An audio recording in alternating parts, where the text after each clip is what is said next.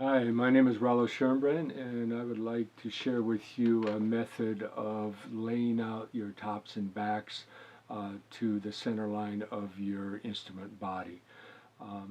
What I have done is, and I'm sure you have as well, built these sides assembly mold for your instruments.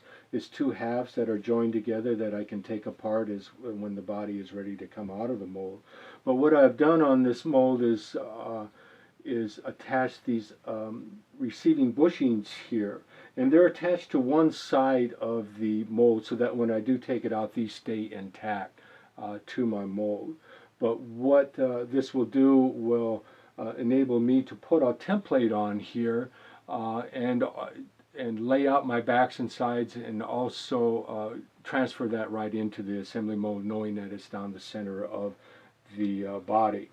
So what I've done is I've traced this shape here onto a pattern, and I've made done a layout of my pattern onto some clear plexiglass. And the reason I do that is so that I want to see through that and be able to see how things line up on the pieces of wood that I'm using for the tops and backs. What I have down this piece is a real thin center line that I've done with a razor knife. Now this is where everything will be laid off of. So it doesn't matter where you put that on your plexiglass. As long as you start with that and then start your pattern on that, you're going to be down the center, of which will coincide with your side assembly molds.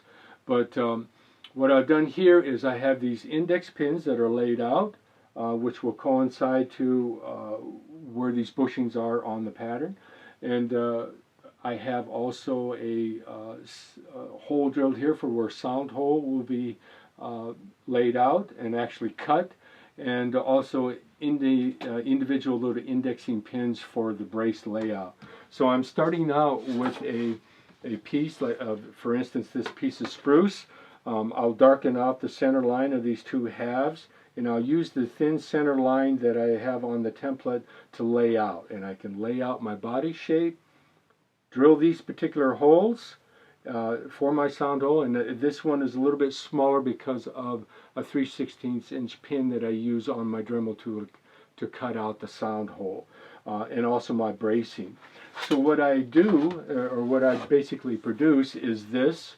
I have my rosette that's been cut off of this center line, my indexing holes drilled in the body shape. On the other side I have my layout for my braces, and this is all being transferred from this clear plexiglass.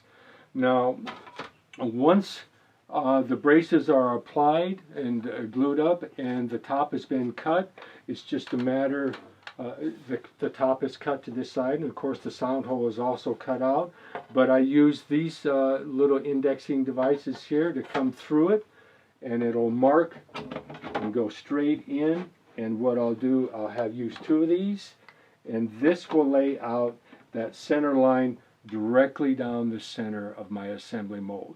I can let in my braces, I can take this top on and off repeatedly and put it right back to where it was. I hope you find this a little bit helpful, and in your future builds maybe you'll consider using this. It will keep everything looking very straight and centered on your instrument. Aloha.